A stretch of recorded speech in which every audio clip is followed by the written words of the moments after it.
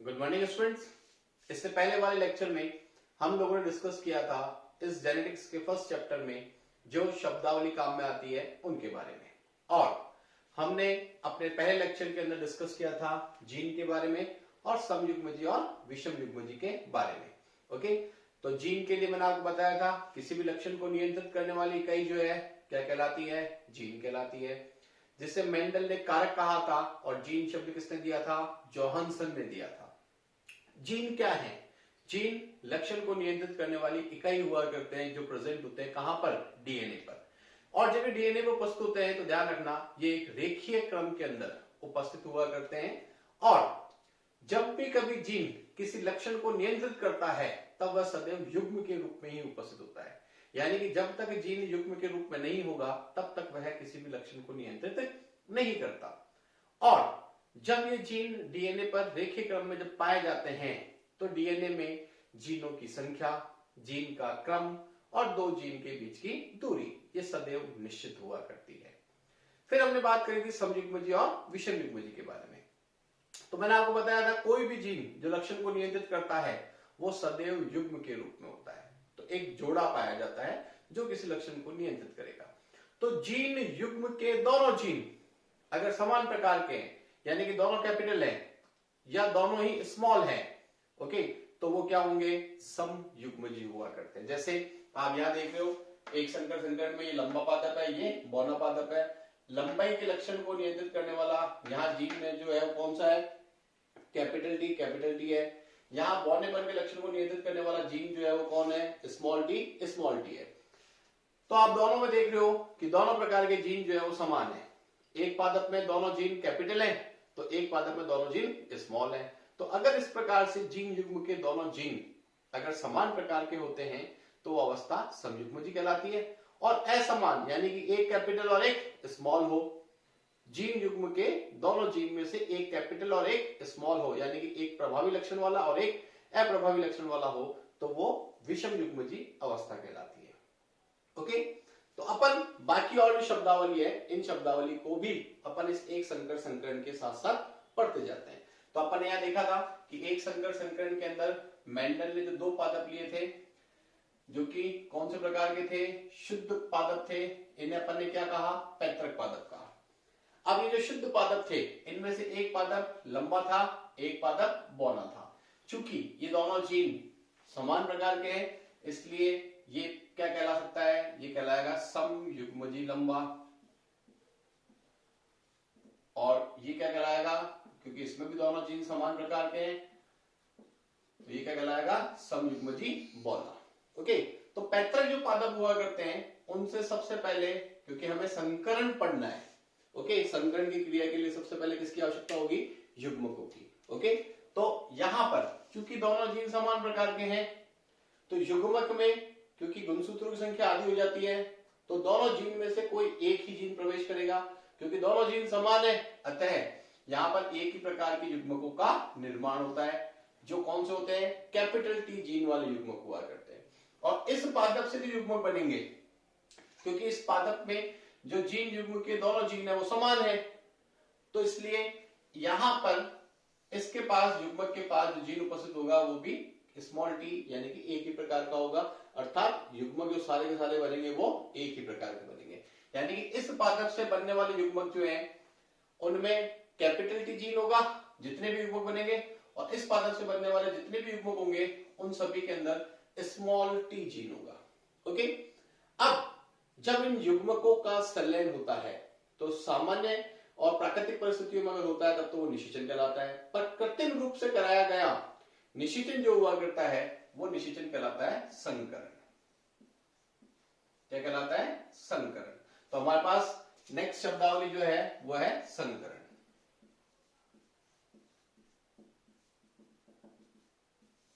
Okay, तो संकरण दो समान या भिन्न जातियों के मध्य कृत्रिम रूप से कराया गया निषेचन जो हुआ करता है वो क्या कहलाता है, संकरण कहलाता है।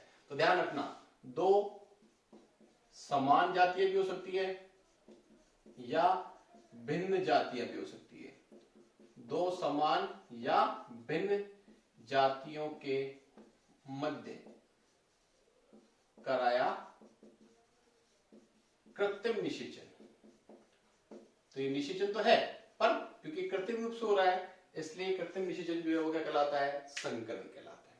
ओके, तो इस संकरण में कैपिटल टी का संलयन हुआ स्मॉल टी जीन वाले युग्मक के साथ। ओके, तो इसके कारण यहां पर हमें जो पीडी प्राप्त हुई वो capital T and small T प्राप्त हुई। तो पहली चीज, ये जो पीडी हुआ करती है वो क्या कहलाती है, F1 पीडी कहलाती है। तो नेक्स्ट टर्म हमारे पास जो आती है वो आती है क्या, F1 पीडी। F1 पीडी को बोलते हैं अपन फर्स्ट फीटल जनरेशन, या इसे बोलते हैं प्रथम संतानीय पीढ़ी।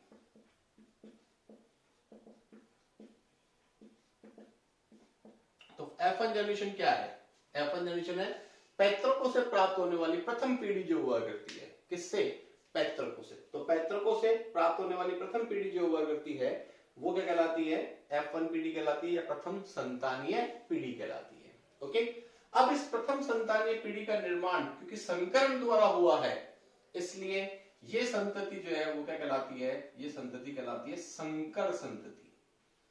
संतति तो है पर ये संकरण द्वारा उत्पन्न हुई है इसलिए संतति क्या कहलाएगी, संकर संतति कहलाती है।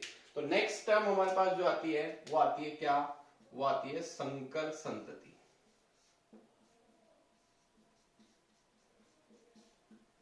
संकर संतति को इंग्लिश में क्या बोलते हैं अपन, हाइब्रिड। ओके, तो संकरण द्वारा उत्पन्न संतति, किसके द्वारा, संकरण की क्रिया द्वारा उत्पन्न संतति।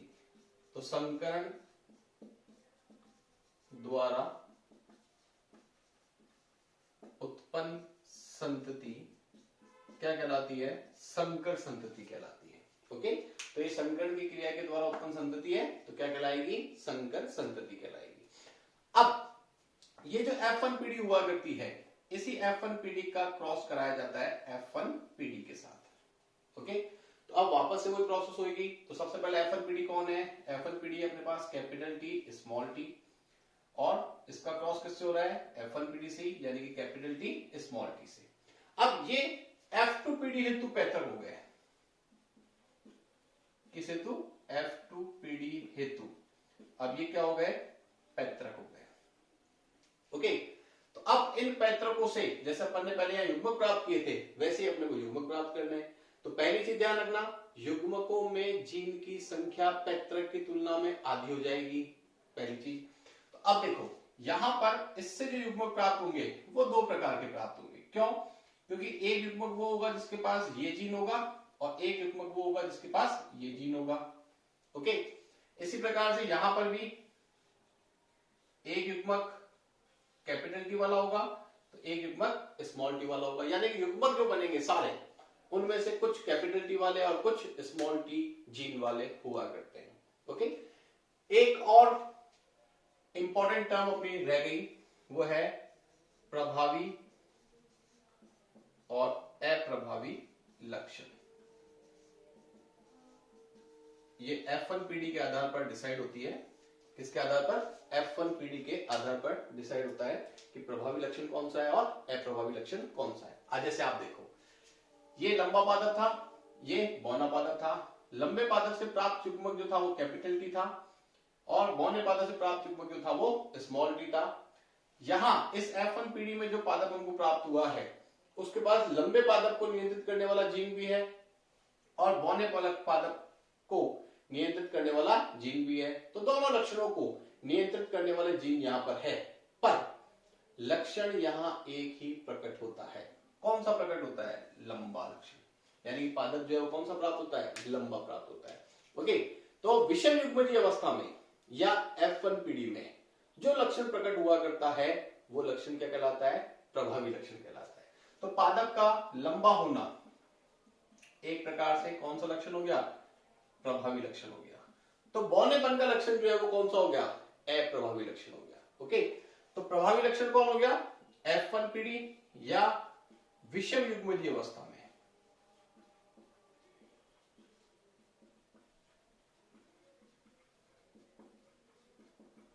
जो लक्षण प्रकट होता है वही लक्षण क्या कहलाता है? वही लक्षण कहलाता है प्रभावी लक्षण। तो अप्रभावी कौन सा होगा? F1PD या विषम युग्मजीय अवस्था में जो लक्षण प्रकट नहीं होता है वो क्या कहलाता है? अप्रभावी लक्षण कहलाता है। ओके, तो ये प्रभावी और अप्रभावी लक्षण इंपॉर्टेंट टर्म है। अब वापस से इधर देखो, F1 का क्रॉस हमने कराया किसके साथ? F1 के साथ, यानी कि कैपिटल टी स्मॉल टी का क्रॉस कराया कैपिटल टी स्मॉल टी से। तो इन पैतृकों से ये हमको प्राप्त हुए क्या? युग्मक प्राप्त हुए। अब युग्मक मैंने आपको बताया था, युग्मक में जीन की संख्या पैतृक की तुलना में आधी होगी। तो यहाँ 2 जीन है, तो युग्मक जो बनेंगे उनमें जीन की संख्या आधी यानी कि 1-1 की होगी। यहाँ भी 2 जीन है, तो युग्मक में जीन की संख्या इसलिए क्या होगी? आधी होगी, यानी कि 1-1 होगी। तो यहां इसलिए हमें इस पादप से और इस पादप से दो प्रकार के युग्मक प्राप्त होंगे। एक युग्मक वो होंगे जिसके पास कैपिटल टी लक्षण होगा, एक युग्मक वो होगा जिसके पास स्मॉल टी होगा। इसी प्रकार से इस पादप से भी हमें एक युग्मक वो प्राप्त होगा जिसके पास कैपिटल टी और एक युग्मक वो प्राप्त होगा जिसके पास स्मॉल टी जीन उपस्थित हुआ करता है। ओके, फिर क्या होगा? फिर होगा युग्मकों का संलयन, जिसके आधार पर क्या प्राप्त होगी? जिसके आधार पर प्राप्त होगी F2PD। ओके, तो अब देखो, इस युग्मक का संलयन अगर इससे हो जाए या इससे हो जाए, और इस युग्मक का संलयन इससे हो जाए या इससे हो जाए, ओके, दोनों से हो सकता है, तो अपन इस तरीके से बता सकते हैं, और नहीं तो अपन इस तरीके से एक चेकर बोर्ड बना करके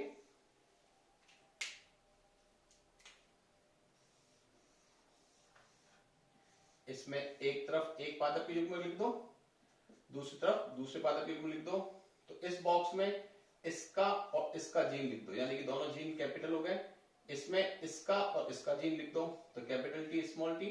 इधर इसका और इसका जीन लिख दो, तो कैपिटल टी स्मॉल टी, और इधर स्मॉल टी स्मॉल टी। और इधर भी आप देखोगे तो ये कैपिटल टी इस कैपिटल टी से मिल रहा है, तो कैपिटल टी, ये कैपिटल टी स्मॉल टी से मिल रहा है, कैपिटल टी स्मॉल टी, ये स्मॉल टी कैपिटल टी से मिल रहा है, capital T small T small T small T.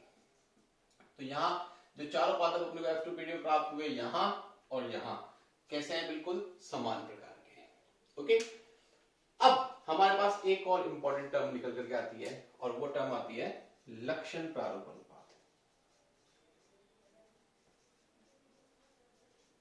क्या है? लक्षण प्रारूप अनुपात। तो लक्षण प्रारूप अनुपात फिनोटाइप रेशियो बोलते हैं इसको अपन इंग्लिश में। तो फिनोटाइप रेशियो क्या होता है? बाह्य प्रकृति के आधार पर प्राप्त अनुपात या लक्षण क्या कहलाता है? लक्षण प्रारूप अनुपात कहलाता है। बाह्य प्रकृति का मतलब क्या होता है? बाहर से देखने पर, यानी कि हमें पादप देखना है कि वो लंबा है या बौना है। हमें यह नहीं देखना है कि पादप समयुग्मजी लंबा है या विषम युग्मजी लंबा है या समयुग्मजी बौना है। हमें केवल ये देखना है कि पादप लंबा है या बौना है, मतलब हमें उसकी जीनी संरचना से यहाँ कोई मतलब नहीं होता है जब हम लक्षण प्रारूप अनुपात की बात करते हैं। तो यहां अगर अपन देखें तो कैपिटल टी कौन सा पादप होगा? कैपिटल टी पादप होगा, लंबा पादप होगा। कौन सा पादप है ये? लंबा। ये capital T small T, capital T small T, ये दोनों विषम युग्मजीय अवस्था में है, और विषम युग्मजीय अवस्था में आपको पता है प्रभावी लक्षण प्रकट होता है। तो प्रभावी लक्षण कौन सा है? लंबा पादप। तो यहाँ पादप कैसा होगा? लंबा होगा। ओके, तो ये दोनों पादप विषम युग्मजीय हैं, पर कैसे होंगे? लंबे होंगे।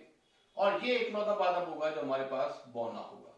तो कुल कितने लंबे हुए? लंबे हुए 3 पादप, जबकि बौने कितने हुए? 1। तो लक्षण प्रारूप अनुपात जो बाह्य प्रकृति के आधार पर ज्ञात होता है, तो बाहर से देखने पर इन 4 पादपों में से 3 पादप हमको लंबे मिलते हैं, 1 पादप हमको बौना मिलता है। तो लक्षण प्रारूप अनुपात इसलिए क्या होता है? 3:1 हुआ करता है। इसके बाद एक और हमारे पास टर्म आती है जिसे बोलते हैं जीन प्रारूप अनुपात। ओके, इंग्लिश में से बोलते हैं जीनोटाइप। अब हमें यहां पर यह देखना है कि पादप अगर लंबा है तो वो समयुग्मजी लंबा है या विषम युग्मजी लंबा है।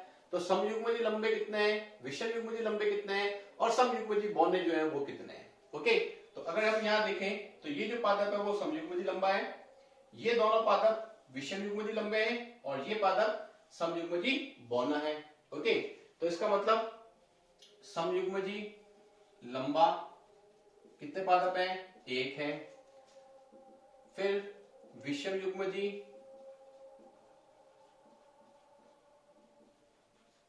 लंबा कितने पादप हैं? 2 हैं। और फिर समयुग्मजी बौना, ये कितने पादप हैं? 1 पादप है। ओके, तो लक्षण प्रारूप अनुपात तो 3:1 आया, पर जीन प्रारूप अनुपात जो है वो क्या आया? 1:2:1 आया। यानी कि 1 समयुग्मजी लंबा, 2 विषमयुग्मजी लंबे और 1 समयुग्मजी बौना हुआ करता है। ओके, तो ये पूरी की पूरी प्रोसेस जो है वो किसकी है? वो है एक संकर संकरण की। तो एक संकर संकरण जिसमें एक भी प्रयासी लक्षण को ध्यान में रख करके पादप संकरण के प्रयोग कराए जाते हैं, तो F1 पीढ़ी में जो प्राप्त सभी पादप हुआ करते हैं वो सभी पादप लंबे प्राप्त होते हैं, जबकि F1 का क्रॉस जब F1 से करा करके F2 पीढ़ी को प्राप्त किया जाता है तो लक्षण प्रारूप अनुपात 3:1 प्राप्त होता है, अर्थात 3 लंबे 1 बौना पौधा प्राप्त होता है। और जीन प्रारूप अनुपात जो हुआ करता है वो 1:2:1 प्राप्त होता है। यानी कि समयुग्मजी लंबा 1, विषमयुग्मजी लंबे 2 और समयुग्मजी बौना कितना? 1 हुआ करता है। ओके, तो ये थी इस चैप्टर से रिलेटेड शब्दावली जो बार बार अपने यहाँ पर काम में आएगी। ओके, तो ये अपन ने एक संकर संकरण भी इसके साथ साथ कर लिया। नेक्स्ट लेक्चर के अंदर मैं आपको पहले पूरा एक संकर संकरण समझाऊंगा, उसके बाद अपन डिस्कस करेंगे द्विसंकर संकरण के बारे में। ओके।